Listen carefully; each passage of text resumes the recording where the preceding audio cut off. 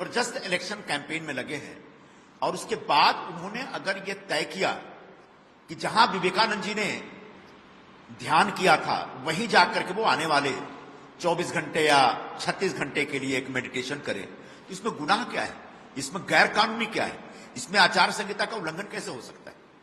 किसी भी व्यक्ति को एक लंबे समय तक कैंपेन के बाद शांति और सुकून ढूंढने का अधिकार है। हाँ, सबका अलग अलग तरीका होता है। अगर किसी व्यक्ति को मेडिटेशन करके शांति और सुकून मिल रहा है तो वो उसकी चॉइस है। अगर बहुत सारे ऐसे लोग भी हैं जिनको शांति और सुकून चुनने के लिए पाने के लिए वीड लेना पड़ता है, गांजा पीना पड़ता है, तो वो उसकी चॉइस है, हमको उस पर कोई ऐतराज नहीं। लेकिन जो गांजा लेने वाले, वीड पीने वाले हैं जो शांति के लिए, उनको इस मेडिटेशन का आध्यात्मिक महत्व समझ में नहीं आएगा। तो कांग्रेस का जो विरोध है वो धर्म विरोधी है, अध्यात्म विरोधी है, स्वामी विवेकानंद का विरोध कर रहे हैं ये, और हिंदू धर्म की आस्थाओं और परंपराओं का तो विरोध कर ही रहे हैं। और इसलिए कांग्रेस के इस हिंदू विरोध का हम एक सख्त विरोध करते हैं, इसकी निंदा करते हैं, इस पर ऐतराज करते हैं। और कांग्रेस वालों से कहना चाहेगा कि आखिर कब तक आप धर्म के विरोध में खड़े रहेंगे, कब तक आप आध्यात्मिक परंपराओं का अपमान करते रहेंगे, आखिर कब तक आप किसी भी व्यक्ति के धार्मिक आस्थाओं को चोट पहुंचाते रहेंगे आचार संहिता या कानून के नाम पे या चुनाव के नाम पे। ये सरासर गलत है और कांग्रेस को अपना विरोध वापस लेना चाहिए। इसी को लेकर ममता बनर्जी का भी बयान आया कि प्रधानमंत्री मेडिटेशन के लिए जा रहे हैं, सही बात है, लेकिन अपने साथ में कैमरा क्यों लेके जा रहे हैं, मीडिया के कैमरा क्यों लेके जा रहे हैं। अब कुछ लोग अपना शांति और सुकून चुनने के लिए छुप के वीड पीते हैं तो उनको कैमरे की जरूरत नहीं पड़ती, क्योंकि उनको छुप के सब करना होता है। और कुछ लोग इतना पवित्र काम करते हैं कि उन्हें इस बात का कोई डर नहीं कि कोई देख ले। तो अगर कैमरा लगता है तो ठीक है, क्योंकि वो एक पवित्र काम है, अच्छा काम है, उसको छुपाने की कोई मजबूरी नहीं है। और बहुत लोग ऐसे काम करते हैं शांति हासिल करने के लिए जिनको छुपाना पड़ता है, इसलिए वो कैमरे से छुप करके ये सब हरकत करते हैं। तो मुझे नहीं लगता कि इस पर कोई ऐतराज होना चाहिए। और ठीक है, प्रधानमंत्री 2019 में भी केदारनाथ गए थे और वहां पर उन्होंने एक मेडिटेशन किया था, और ये उनकी एक अपनी एक आदत, एक उनकी जो अपनी एक वो है धार्मिक आध्यात्मिक जो सोच है, उस सोच का हिस्सा है। और उसी सोच के तहत अब वो जा रहे हैं रॉक मेमोरियल पे, और वो निश्चित तौर पर उसका सम्मान होना चाहिए, उसका आदर होना चाहिए, और इससे आने वाली पीढ़ी जो नई जनरेशन है उसको भी काफी प्रेरणा मिलेगी।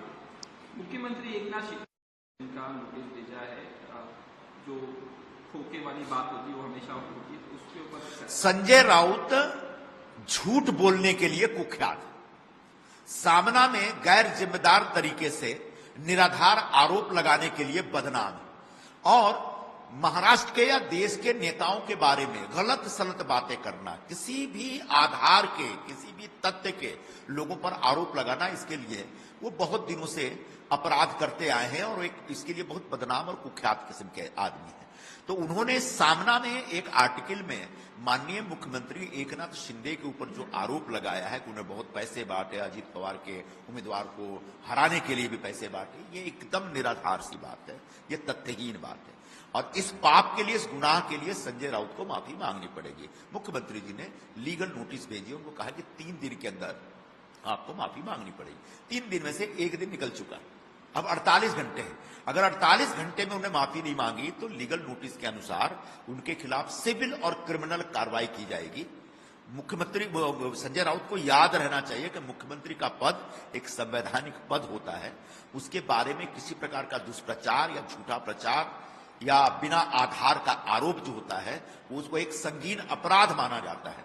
और इस अपराध के खिलाफ जब मुख्यमंत्री कोर्ट में जाएंगे तो तत्काल अदालत इसका संज्ञान लेगी और संजय राउत के खिलाफ एक कड़ी सजा घोषित हो सकती है। यानी अभी वो पत्राचाल घोटाले में आर्थर रोड जेल से निकल के आए हैं, पुनः उनको आर्थर रोड जेल में जाने की नौबत पड़ सकती है। शायद इसीलिए उन्हें लिखा है कि अब आएगा मजा इसलिए क्योंकि उनको जेल में जाकर के मजा आया था, तो दोबारा जेल जाने का उनको एक अवसर प्राप्त हो रहा है, इसलिए वो कह रहे हैं कि अब आएगा मजा। तो बिल्कुल तैयार रहिए आर्थर रोड जेल में जाने के लिए, क्योंकि पहले से आप पत्राचाल घोटाले में जमानत पर हैं, खिचड़ी चोर घोटाले में ऑलरेडी आपके खिलाफ जांच चल रही है, अभी आपने तीसरा गुनाह किया है। तो ऐसे हैबिचुअल ऑफेंडर के खिलाफ सख्त से सख्त कार्रवाई होनी चाहिए, उसको दोबारा जेल में अवश्य भेजना चाहिए।